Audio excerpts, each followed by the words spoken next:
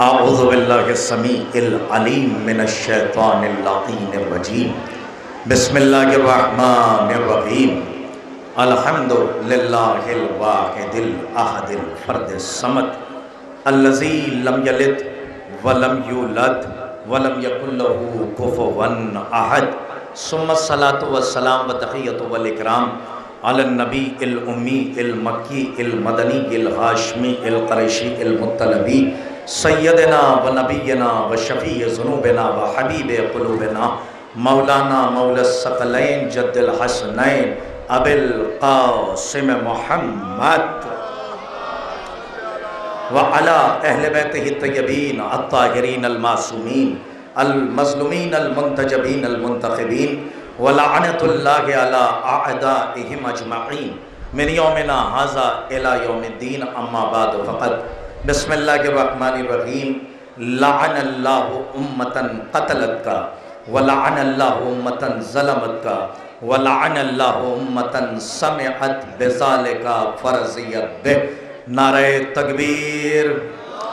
حضرات ہمارے عرشی واسطی صاحب نے بہرحال عابد صاحب کی انجمن سے پہلے بہت اپنی قوت کا صرف کیا، اور اس کے بعد میں چاہتا یہ ہوں کہ جو لوگ پیچھے ہیں ان سے گزارش ہے کہ ذرا سا قریب آ جائیں، اس لیے کہ تقریر زیادہ طویل نہیں ہے، اور آپ سے ہر سال جو خطاب ہوتا ہے وہ زیادہ طویل نہیں ہوتا۔ اور اس وقت ہمارے سامنے گراف ایجنسی ہے راہل، ظاہر سی بات ہے کہ آپ وہاں ہیں اور آپ کا نام لینا بھی ضروری ہے۔ ہمارے ابوذر کنتوری صاحب کہ جو اس وقت پردے میں ہیں، میں سامنے نظر آ رہے ہیں، میں ان سے بھی گزارش کروں گا کہ ذرا دریاباد کی جو سماعت ہے، دریاباد کا جو ایک عروج ہے سماعت کا، اسے ضرور کور کیجئے گا، کیونکہ اس وقت پوری دنیا آپ کو لائیو سن رہی ہے۔ اور ہمارے آفتاب نظامت محترم نجیب الہ آبادی صاحب سے لے کر محترم عرشی واسطی صاحب ہمارے برادر جلیل ہیں کہ جنہوں نے بہترین نظامت کا مظاہرہ کیا، لیکن میں صرف دو باتیں کرنے کے لیے حاضر ہو جاتا ہوں، اور ہر سال یہ محبت ہے محمدیہ کمیٹی کی کہ وہ اس طالب علم کو اس نماز عشق کے لیے مصلی عشق تک بلا لیتی ہے، اور میں آپ کی نحیف سی آواز پر لبیک کہتا ہوا پہنچ جاتا ہوں۔ مصروفیت بتانا یہ اہمیت نہیں ہے، اس لیے کہ محرم میں میر ببر علی انیس خدائے سخن رحمت اللہ علیہ نے اپنے کسی شعر میں اسی ایام عزا کے مفہوم کو رقم کیا تو کہا کہ 2 مہینے 8 دن تم اپنا سونا حسین پر قربان کر دو، حسین تمہاری زندگی کو سونا بنا دیں گے۔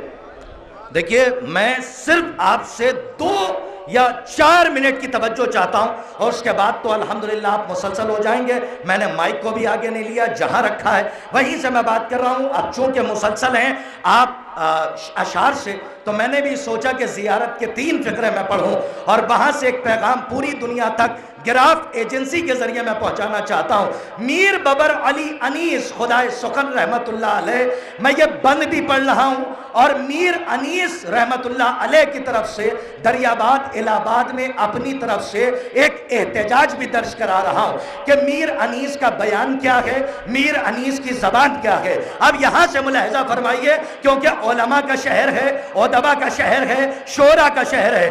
رسول جب معراج سے واپس آئے تو اس روایت کو باقاعدہ میر ببر علی انیس نے رقم کیا تو فرماتے ہیں کہ پست و بلند و بحر و برو انجم و صحاب۔ دیکھیں لگے نہیں کہ بارش کا اثر ہے، میر ببر علی انیس ہے۔ میں چاہتا ہوں کہ نظامت سے خطابت تک آئیے کہ بست و بلند و بحر و برو انجم و صحاب، افلاک و نور و ظلمت و مہتاب و آفتاب، کرسی و عرش و لوح و قلم موقف و حجاب، طوبا و کوثر و ارم و حور و قصر و باب۔ ارے کس کس جگہ ظہور خدا کے ولی کا تھا، اور دیکھا تو ہر مقام پر جلوہ علی کا تھا۔ یہ ہے خدائے سخن میر ببر علی انیس۔ اور چونکہ آپ نے اشعار پہ داد دی ہے، اور یہاں پہ ہمارے تمام جلیل القدر ہمارے برادران بیٹھے ہوئے ہیں، میں نے زیارت کا ایک فقرہ پڑھا ہے کہ جس میں معصوم نے فرمایا لعن اللہ امتاً قتلت کا، ولعن اللہ امتاً ظلمت کا، ولعن اللہ امتاً سمعت بذالک فرضیت دے۔ اگر 3 جملوں میں بات پہنچ جائے تو دریا باد مجھے بتائے کہ واقعی آپ پر یہاں ٹھنڈ کا احساس نہیں ہے بلکہ غدیر کی طہارت اور کربلا کی حرارت کا اثر خون میں ابھی موجود ہے، اور مجھے پتا چلے کہ میری بات آپ کے لوہے دل پہ نقش ہو گئی ہے، یہیں سے بات آگے بڑھا رہا ہوں۔ یاد رکھیے گا پوری دنیا میں کل بھی ظلم ہو رہا تھا اور آج بھی ظلم ہو رہا ہے، اور یہ بھی یاد رکھیے کہ جب ایک ظالم برسر اقتدار آتا ہے تو نہ وہ پراپرٹی چھینتا ہے، نہ وہ اقتدار چھینتا ہے، نہ وہ اولاد چھینتا ہے، نہ جائیداد چھینتا ہے، بلکہ رعایا سے ایک ظالم جب برسر اقتدار آتا ہے تو 2 چیزیں چھینتا ہے، ایک ہے قوت احساس اور دوسری ہے جرت اظہار۔ نہیں، ابھی بھی دریا باد میرے ساتھ نہیں ہے، میں آگے بڑھ رہا ہوں۔ دیکھیں ذمہ داری تقریر میں زیادہ ہوتی ہے، 1 گھنٹے کے مضمون کو 20 منٹ میں سمیٹنا ہوتا ہے، میں کوشش کر رہا ہوں۔ جب ایک ظالم برسر اقتدار آتا ہے، ہماری مائیں بہنیں بیٹیاں اور ہمارے تمام نوجوان سنیں جو میں پیغام دے رہا ہوں کہ ایک ظالم جب برسر اقتدار آتا ہے تو 2 چیزیں چھینتا ہے، ایک ہے قوت احساس اور دوسری شے ہے جرت اظہار۔ قوت احساس کا کیا مطلب ہے؟ کسی کا گھر جل رہا ہے، ہم سے کیا؟ کسی کا دروازہ جل رہا ہے، ہم سے کیا؟ کوئی علی پر بھونک رہا ہے، ہم سے کیا؟ کوئی عزاداری کے خلاف بول رہا ہے، ہم سے کیا؟ کوئی علماء کے خلاف بول رہا ہے، ہم سے کیا؟ کوئی کربلا کے خلاف بول رہا ہے، ہم سے کیا؟ یہ وہ لوگ ہیں کہ جو گھر میں بیٹھ کر مشورے دینا جانتے ہیں، لیکن ان کی قوت احساس جب مر جاتی ہے تو کہیں ظلم ہوتا ہے تو یہ باہر نکل کے احتجاج نہیں کرتے۔ اس کا مطلب یہ ہے کہ جب قوت احساس مرتی ہے تو جرت اظہار خود بخود ختم ہو جاتی ہے۔ اب بھی اگر نہ پہنچا پایا تو کل تک نہیں پہنچا پاؤں گا۔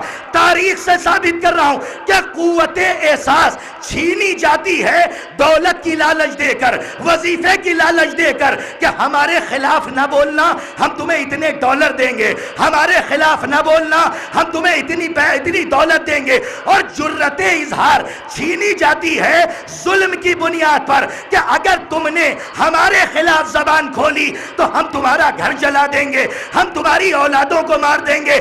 ابھی آپ نہیں پہنچے، ہم علی سے پہلے نہ جانے کتنی خلافتیں آئیں اور نہ جانے کتنا دور گزرا۔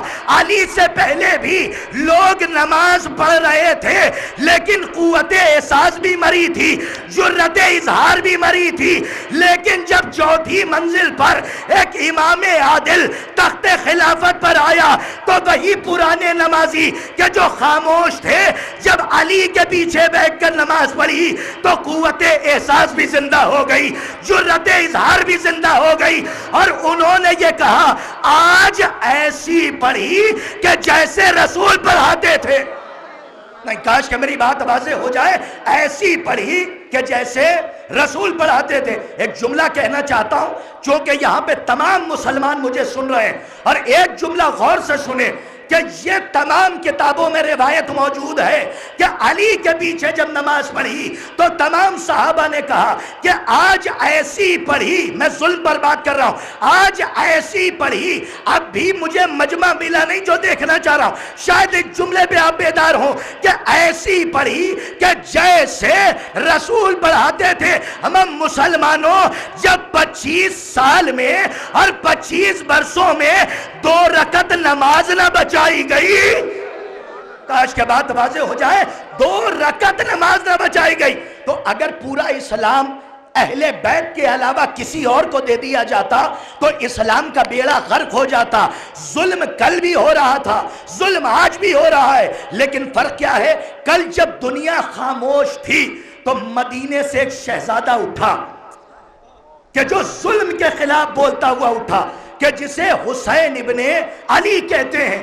جب رسول کا یہ نواسہ مدینے سے اٹھا تو اس نے ظلم کے خلاف آواز بلند کی، تو اب مجھے کہنے کا حق ہے کہ کل حسین بولے تھے ظلم کے خلاف، تو سن 61 ہجری کے بعد قوت احساس بھی حسین ہے، جرت اظہار بھی حسین ہے۔ نہیں میرے سرکار، میں نے بڑا اہم موضوع آپ تک پہنچایا ہے اور گراف ایجنسی کے ذریعے میں پوری دنیا تک پہنچانا چاہ رہا ہوں۔ اب ذمہ داری آپ کی ہے، آپ چاہے جیسے بولیے کہ کل حسین ظلم کے خلاف بولے تو جرت اظہار بھی قیامت تک حسین، قوت احساس بھی قیامت تک حسین۔ اب بھی نہیں پہنچے ہم سو کالڈ مسلمانوں کو ذرا شب داری سے جواب دیجئے کہ اگر اس منظر کو دیکھنا ہے کہ قوت احساس کہاں مری ہوئی ہے اور کہاں زندہ ہے تو 2024 میں دیکھو کہ 53 سے 54 ملک نامرد بن کے بیٹھے رہے، لیکن ایک ملک تھا کہ جس نے بتایا ہم کل بھی حسینی تھے اور آج بھی حسینی۔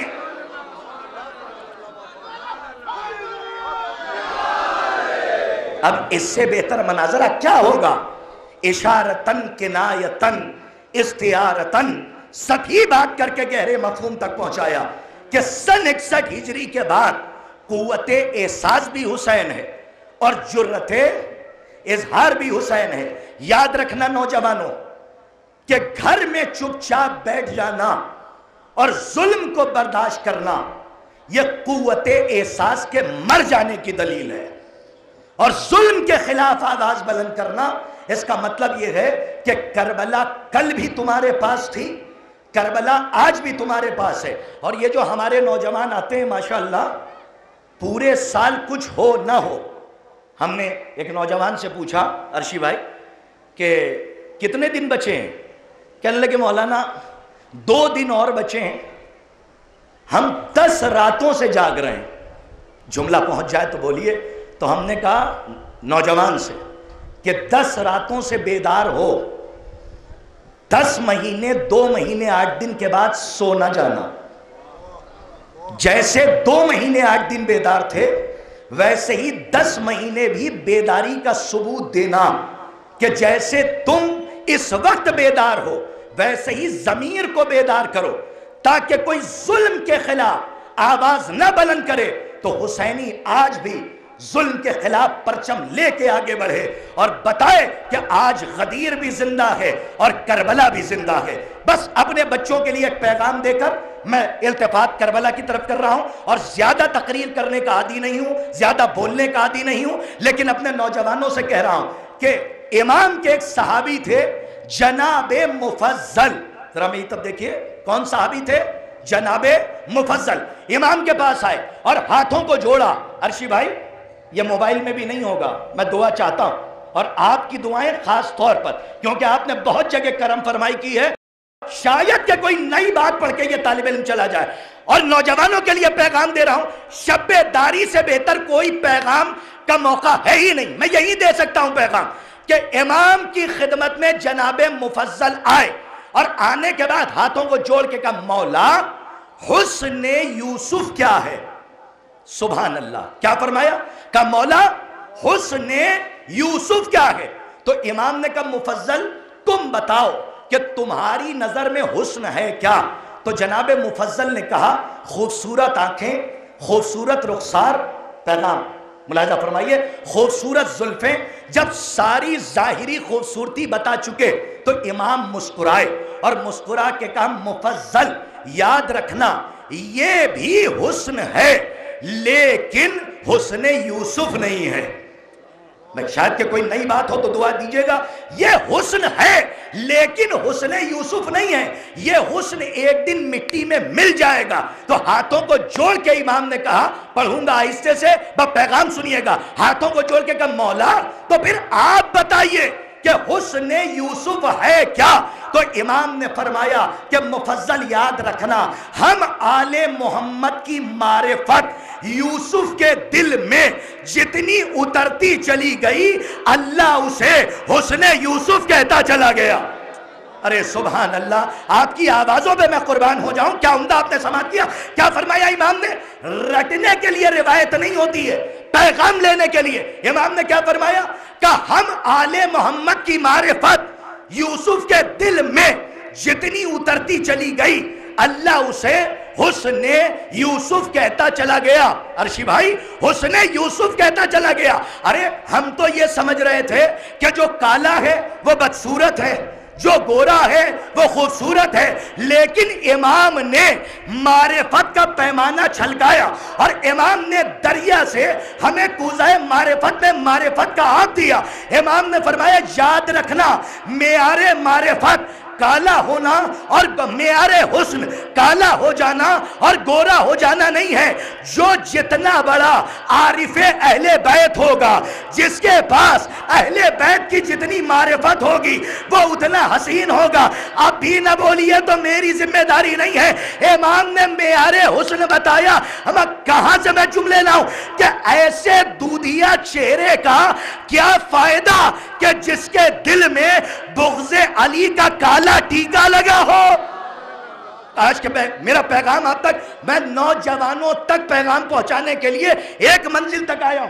ایسے دودھیا چہرے کا کیا فائدہ کہ جس کے دل میں بغض علی کا کالا ٹیکا ہو. اب اگر تاریخ سے پہنچ جائے تو امام نے فرمایا کہ جتنی معرفت ہے تمہارے پاس تم اتنے حسین ہو. شاید یہی وجہ تھی کہ عرب میں بڑے بڑے حسین بیٹھے رہ گئے, لیکن رسول نے مؤذن بلال کو بنایا. واہ سبحان اللہ. مؤذن کسے بنایا؟ بلال کو بنایا. اب اگر مدینے جانا تو مدینے میں بلال کے چہرے کو نہ دیکھنا, سلامت رہیے. کربلا جانا تو جون کے چہرے کو نہ دیکھنا, کیونکہ کربلا میں جون کے حسن کا کمال یہ تھا کہ اس کے حسین رخسار پر حسین کے رخسار تھے. اس کے حسین رخسار پر کس کے رخسار تھے؟ امام حسین کے. تو پیغام آخری ہے اور اپنے نوجوانوں کے لیے کہ جب اہل بیت نے فرما دیا کہ یہ ظاہری حسن مٹی میں مل جائے گا اور تمہارا حسن ہے معرفت اہل بیت, جو جتنا بڑا عارف ہے وہ اتنا حسین ہے. تو نوجوانوں یاد رکھنا, مجلس میں, شب داری میں, جلوس میں سج دھج کر آنا کمال نہیں ہے, بلکہ شب داریوں سے خود کو سجا کر اپنے گھر پہنچانا کمال ہے. یہ رزق معرفت ہے اور اسے یاد رکھنا. تمہارا مقصد تخلیق یہ نہیں کہ تم چوراہے پہ کھڑے رہو, تمہارا مقصد تخلیق یہ ہے کہ جب تک حیات رہو حصول معرفت کرو. عزیزان گرامی, آپ بہتر میرے مزاج سے واقف ہیں کہ مائک دیکھنے کے بعد میری طبیعت مچلتی نہیں ہے کہ میں 1 گھنٹے تک بولتا چلا جاؤں. نہیں, جہاں پر جتنا وقت دیا گیا ہے وہیں پہ میں اپنی بات تمام کروں گا, اور وہیں پہ میں تمام کر رہا ہوں کہ یہ جو اتنا بڑا مجمع بیٹھا ہوا ہے یہاں پر آیا, اتنا بڑا مجمع ماشاءاللہ. عرشی صاحب ہیں, ہمارے آفتاب نظامت محترم نجیب الہوادی صاحب ہیں, ہمارے حجت الاسلام والمسلمین برادر جلیل عالی جناب مولانا عرفان صاحب قبلہ تشریف فرمان. میں نے ان سے اجازت طلب کی ہے تب یہاں تک آیا ہوں. بس میں نے اپنی باتوں کو تمام کر دیا کیونکہ یہ وقت بالکل تقریر کا نہیں ہوتا. لیکن انہوں نے جب یہ کہا, عرشی بھائی نے نعرہ تکبیر, تو میں نے پیچھے سے کہا نعرہ تقریر, تاکہ پتہ تو چلے کہ ہاں واقعی تقریر ہونے جا رہی ہے. اب کرائیٹیریا تیار کرنا, ماحول بنانا, بہرحال لیکن صرف پیغام پہنچ جائے ہماری ذمہ داری یہ ہے. پوری رات یہاں بی بی زہرا سلام اللہ علیہا کو ان کی شکستہ پہلو پسلیوں کا پرسہ دیجئے گا. شہزادی ہر مجلس میں پہنچتی ہے. عزیزوں, آپ کو نہیں پتا کہ اتنے بڑے مجمع میں کون ایسا ہے کہ جو غربت کی کس راہ سے اور مرحلے سے گزر رہا ہے, لیکن مجمع میں جتنے بھی کھڑے ہیں سب حسینی ہیں. لیکن خدا کی قسم وہ لوگ کہ جن کے گھر میں آج بھی میں نے اپنی آنکھوں سے دیکھا ہے جا کر, آج بھی ایسے گھر ہمارے مومنین کے ہیں کہ جن کا ایک وقت کا کھانا بنتا ہے تو دوسرے وقت کا کھانا نہیں بنتا، بلکہ وہی بچا ہوا کھانا رات میں کھایا جاتا ہے. یعنی اتنی غربت ہے. لیکن اگر ان کے گھر میں جا کر دیکھیے تو پہلی محرم سے لے کر 10 محرم تک غریب الوطن کا فرش عزا ضرور بچتا ہے. کچھ ہو نہ ہو غریب کے نام پر ہم ایک کاسے میں پانی پلا دیں گے. اگر جو کربلا گئے ہیں وہ تصور کریں، اور جو نہیں گئے ہیں ہاتھوں کو جوڑ کے کہہ رہا ہوں کہ کربلا جائیے اور کوشش کیجئے کہ 40 کے موقع پر جائیے، تب پتہ چلے گا کہ یہ سفر معرفت ہے. میں اس برس بھی وہاں تھا اور میں نے دیکھا کہ کس طرح سے بچے اگر محسوس کر لے گئے نا تو یا حسین کہہ کے اپنے سینے پہ ہاتھ ماریے گا. تصور کیجئے گا، میں مشی میں چل رہا تھا، ہمارے ساتھ ایک ہندو بھائی کہ جو امرتسر کے رہنے والے ہیں، یعنی گوتم ملہوترا جی، وہ بھی ہمارے ساتھ چل رہے تھے. لیکن ان کا ایک جملہ ہے، سنا دوں کہیے تو، ان کا ایک جملہ ہے، اور گراف کی یہاں سے ڈیوٹی بڑھ رہی ہے. محترم گوتم ملہوترا کہ جو امرتسر کے رہنے والے ہیں، وہ ہمارے ساتھ مشی میں تھے. کیا طنز کیا انہوں نے یزید پر، اور چلتے چلتے آئے اور گلے سے لگایا، اور گلے سے لگا کے کہا مولانا جس کے گھر ہم جا رہے ہیں کیا یزید اسی گھر کو مٹانا چاہتا تھا؟ کتنا احمق تھا. یہ ایک ہندو بھائی کا جملہ ہے، کتنا بے وقوف تھا کہ جو اس گھر کو مٹا رہا تھا کہ جس کے در کے دسترخوان سے پوری کائنات رزق لے رہی ہے. لیکن ان کا ایک جملہ آج بھی میرے حافظے میں، وہ کہتے ہیں کہ جسے 3 دن پیاسا رکھا، ہم دیکھ رہے ہیں ہر قدم پر وہ پانی پلا رہا ہے، اور جسے 3 دن تک بھوکا رکھا. آپ دیکھیے نجف سے کربلا تک 80 سے 86 کلومیٹر کا دسترخوان، اور سب حسین کے نام پر کھا رہے ہیں.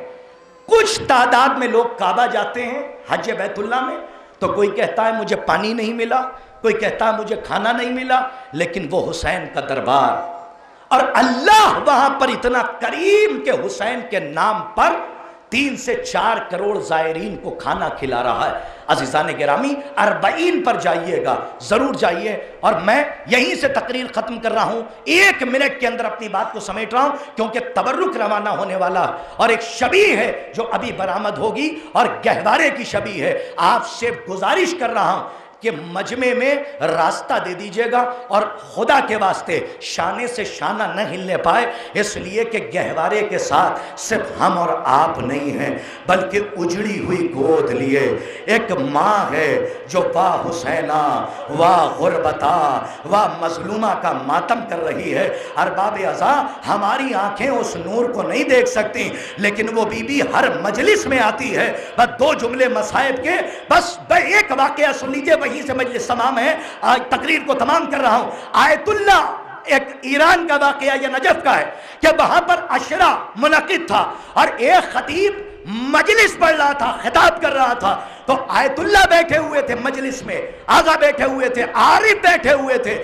جیسے ہی اس خطیب نے کہا کہ علی کی بیٹی دربار یزید میں داخل ہوئی، بھائی اتنا کہنا تھا وہ ساروں قطار رونے لگے، اور خطیب کی طرف اشارہ کر کے کہا خبردار اب اس کے آگے ایک جملہ نہ پڑھنا. اس نے ہاتھوں کو جوڑا اور جوڑ کے ہاتھ کو اتر گیا. جب مجلس ہو گئی اور کچھ دیر گزر گئی، سب اپنے اپنے گھر چلے گئے، تو یہ خطیب ان عالم دین کے گھر گیا. جیسے ہی دروازہ کھولا تو کیا دیکھا؟ آقا بیٹھ کر رو رہے ہیں، ہاتھوں کو جوڑ کہ کہا آقا اگر سمجھ گئے تو روئیے گا بہت. آقا کیا ہم سے کوئی غلطی ہو گئی؟ کیا جملہ غلط پڑھ دیا؟ عالم دین نے رو کے کہا، آیت اللہ نے رو کے کہا کہ نہیں تم نے جملہ غلط نہیں پڑھا، لیکن یہ بتاؤ اب اس کے آگے تم پڑھتے بھی تو کیا پڑھتے؟ اس لیے کہ ابھی تو اس جملے کا حق نہیں ادا ہوا. اس جملے پر اگر پوری زندگی رویا جائے تو کم ہے کہ علی کی بیٹی اور شراب نبیوں کا دربار، اور ایک منادی ندا دے رہا ہے کہ یہ علی کی بیٹی زینب ہے۔ بس عزیزان گرامی ایک روایت اور سن لیجئے، واقعے سے مسلسل کر رہا ہوں کہ ایران میں یا عراق میں مجلس ہو رہی تھی اور باقاعدہ عشرہ منعقد تھا، تو آیت اللہ مرزائی، دیکھیں یہاں پر گہوارے کی شبی نکل رہی ہے، آپ صاحب اولاد ہیں، جو مائیں اپنی گودیوں میں بچے لے کر آتی ہیں، خبردار اگر مصائب ہوا کریں تو کبھی اپنے بچے کو درمیان مصائب پیار نہ کرے۔ اللہ جانے کس بی بی کا کیا مقدر ہو، کس کے پہلو میں اجڑی ہوئی گود لیے رباب رو رہی ہو، نہ جانے کس کا کیا مقدر ہو، کس کے پہلو میں ام المصائب جناب زینب کبریٰ بیٹھی ہوں۔ آیت اللہ مرزائی، اب سنیے، لائٹ جانے دیجئے، آیت اللہ اپنی آوازوں کو بلند کیجئے گا، جیسے آپ کا گریہ زہرا کو پسند ہے ویسے ہی آپ کی بلند آوازیں پسند ہے۔ آیت اللہ مرزائی اس عشرے میں بیٹھ جاتے تھے، پہلی مجلس منعقد ہوئی، اور جیسے ہی آیت اللہ مرزائی آئے منبر کے پاس آ کر بیٹھ گئے، خطیب آئے، جب منبر پہ جانے لگے تو آیت اللہ مرزائی نے ہاتھ جوڑ کے کہا، اے خطیب مجلس، ارے فضائل کسی کے پڑھنا لیکن مصائب علی اصغر کے پڑھنا۔ اجرکم علی الزہرا ارباب اعضاء۔ یہ پہلا دن گزرا، دوسرا دن آیا، جب وہ خطیب پھر آیا تو ایک مرتبہ آیت اللہ پھر کھڑے ہو گئے، کہا اے خطیب، فضائل اپنی مرضی سے پڑھنا لیکن مصائب علی اصغر کے پڑھنا۔ دوسرے دن بھی مصائب علی اصغر کے ہوئے، جب تیسرا دن آیا اور خطیب آیا، آیت اللہ نے ہاتھ جوڑ کے کہا، اے خطیب مجلس، آج بھی فضائل اپنی مرضی سے پڑھنا لیکن مصائب علی اصغر کے پڑھنا۔ اب اس خطیب نے ہاتھوں کو جوڑا اور جوڑ کے کہا، آپ بار بار ایک ہی مصائب کا حکم کیوں دے رہے ہیں؟ انہوں نے رو کے کہا کہ تو نے انصاف نہ کیا، ارے کربلا میں جتنے شہید ہوئے وہ ہر بار کو اپنے ہاتھ سے روک سکتے تھے، لیکن کربلا کا یہ واحد شہید ہے جو اپنے باپ کی آغوش میں گیا، جو اپنے باپ کی آغوش میں گیا، کہ جو بار کو بھی روک نہ سکتا تھا۔ ابھی گہوارے کی شبی ہوگی اور آپ الحمدللہ پرسہ دیں گے۔ شہزادی آپ کو سلامت رکھیں، کوئی غم نہ ملے سوائے غم مظلوم کربلا۔ حضرات اگر خلا ہو جائے تو آپ گھبرایا نہ کیجئے، آپ چلے جائیں گے لیکن ٹوٹی ہوئی پسلیوں والی یہی بیٹھی ہوگی۔ ارباب اعضاء یہ گہوارہ ہے، یہ گہوارے کی شبیہ ہے۔ ارباب اعضاء ایک ماں کی تمنا، ایک ماں کی آرزو، ایک ماں کا دل اس گہوارے میں ہے۔ ارباب اعضاء کربلا میں جیسے رباب اجڑی ویسے کوئی بی بی نہ اجڑی جس کی کوکھ بھی اجڑ گئی، جس کی مانگ بھی اجڑ گئی۔